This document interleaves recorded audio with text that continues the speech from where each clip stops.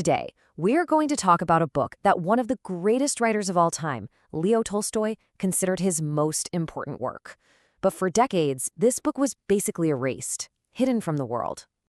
I mean, when you hear the name Leo Tolstoy, your mind immediately goes to these epic novels, right? War and Peace, Anna Karenina, these huge, unforgettable stories that are just cornerstones of world literature. But here's the twist. The book he poured his heart and soul into, the one he thought was his real masterpiece, was actually banned. So the big question is, why? What was so dangerous about this book that it had to be suppressed? So let's get into it. What exactly is this book? And what's the story behind its pretty dramatic journey? Okay, so it's called A Calendar of Wisdom, and it's not a novel. Tolstoy spent more than a decade putting it together. It's basically a daily guide to living a good life, a collection of wisdom from brilliant minds like Buddha, Marcus Aurelius, and Kant, all perfectly organized to give you a little piece of insight for every single day of the year. And this timeline tells you everything you need to know about its wild ride. It came out, and then pretty quickly, the Soviet regime just outlawed it. Why? Well, because its focus on things like individual conscience and spiritual truth, that was seen as a major threat to the state's power.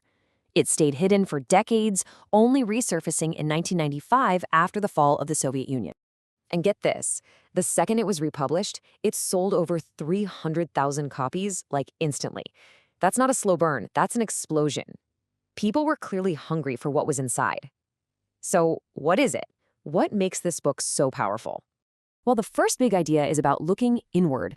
Tolstoy was convinced that the best guide for how to live your life isn't some external authority. It's something you already have inside you. He uses this really beautiful metaphor of a candle in the dark. That little flame, that's your conscience.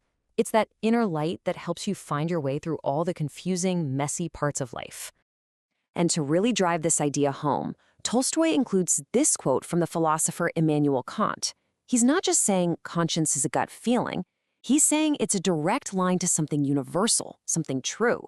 It's our personal connection to what is fundamentally good and right. You can think of it like a moral compass. When you're headed in the right direction, you might not even notice it's there. But the second you start to wander off course, that's when you feel that pull, that little tug telling you, hey, wrong way, turn around. And that inner compass naturally leads to the next big theme, our connection to other people. If conscience is our inner truth, then kindness is how we put that truth out into the world. Tolstoy saw kindness not as some soft, weak thing, but as this incredibly powerful force for growth. Just like a flower, it brings beauty and life into everything it touches. And to back this up, he includes this amazing quote from the Persian poet Sadi. The idea is that we are all fundamentally connected. We're not separate islands, we're all part of the same body. So when one of us is hurting, in a way, we're all hurting. Then, Tolstoy tells this really simple but kind of brutal story to show what happens when we forget that connection. There's a bear who wants some honey, but there's a log in the way. It gets mad and shoves the log. The log swings back and smacks the bear, so the bear gets even angrier and pushes the log with all its might, and it just swings back even harder. This goes on and on until the bear's own rage ends up destroying it. Tolstoy says this is exactly what happens when we respond to evil with more evil. And he leaves us with this question: can't people be wiser than bears? Which brings us to the third core idea of the book. You absolutely have to think for yourself. See, for Tolstoy, real wisdom isn't something you can just download from someone else. It has to be grown like a tree. It needs deep roots that come from your own soul asking its own big questions.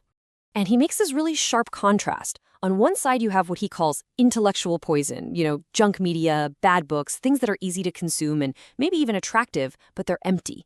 And on the other side is real knowledge.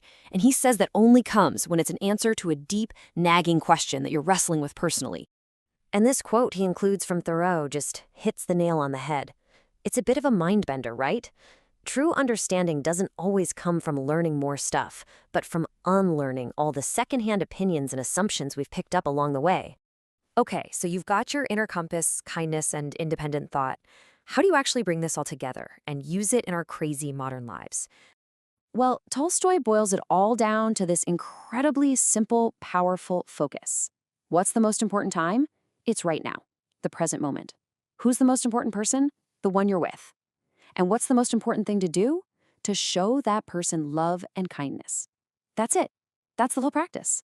And this idea is perfectly captured in a quote he uses from the Roman Emperor Marcus Aurelius.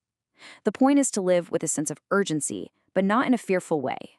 It's about gratitude. Treat every single moment you have left like it's this wonderful, unexpected gift.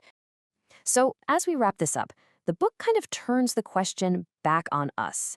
After all these ideas about conscience and kindness and living in the now, what's the one piece of wisdom that you need to hear today? What's the one thought that could really advance your life right now?